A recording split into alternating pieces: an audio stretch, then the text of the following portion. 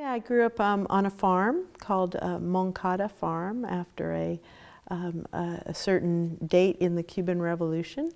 And it's a sign that is full of gun holes, bullet holes, because when my father was involved in the open housing movement to desegregate housing in Louisville, he got arrested a few times. I was in the 4th grade then, and people were not, out in Prospect, people were not happy with that. We had the mailbox blown up. We had people would call the police and say there was gun battle up on the hill just so the police would come fully armed, you know. My dad would come to the door. People would stop us. We had bumper stickers, you know, peace in Vietnam and other things like that on the car, so we get stopped in traffic. And I just remember as a little child in the back seat, people getting out of their cars and just yelling at my father.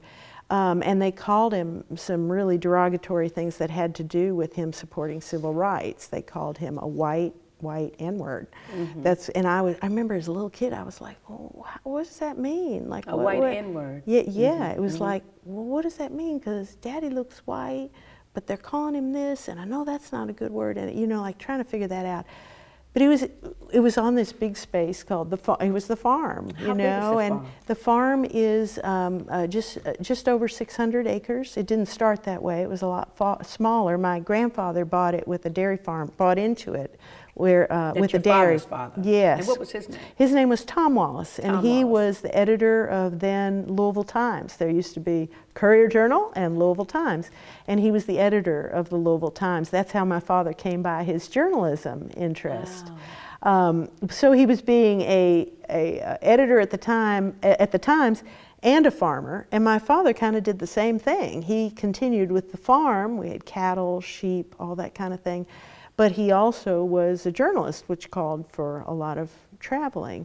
So I also grew up with a really deep love of nature. I mean, if the family's at the picnic table and a spider comes across the picnic table, we fight over who can save it, not who can kill it, right? Yes, exactly.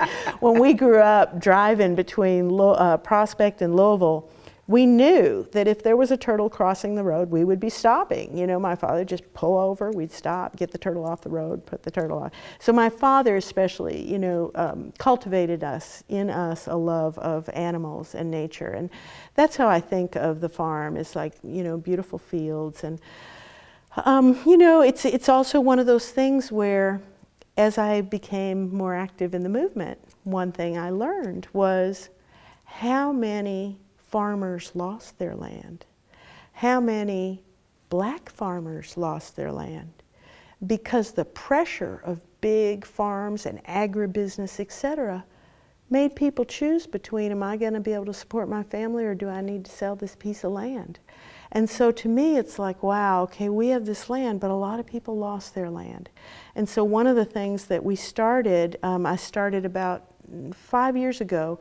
We have a collective farming project. It's a very diverse group of farmers. A number of them were farmers in their home countries of El Salvador or Honduras, Mexico, but also farmers here who don't have land to grow things on. They have a piece of land out there and work collectively, growing vegetables either for their family and some of it to sell. And I love being able to figure out other ways that we can share the land, because I do believe that the land is unfairly in the hands of a small group of people in this country, and so many people got run off their land for economic reasons. So now there are people on this farm that's been in your family since the early 1900s who are growing food and crops and selling them? Yes, yes. Farmers markets? Yes, I would love to expand it. I would love the whole farm to be that way, but I have to get everyone on the same page if we're going to do that. And that might, you know, I mean, I think we have, in the family, people have different thoughts about the land. You know, a lot of feelings, a lot of strong emotions about the land. But I'm excited that the rest of the family lets this project happen, and some of them are actively supporting it. Now, is there or was there until recently a historic black church right on the edge of your family's farm? Yes, Greencastle Baptist Church. for a long time had a space there. My father loved that because Prospect is not very diverse, except for there's a subdivision, a black subdivision, Carla subdivision, and the Shirley Avenue area. And then there was this church, which people came from Louisville to go to Greencastle Baptist Church. I mean, it was a very popular church. And the church wanted to expand. And I supported the church being able to expand, and my father supported the church being able to expand. And my father said, if you can get all your siblings on the same page, then we can help the church expand. I could not get my siblings on the same page.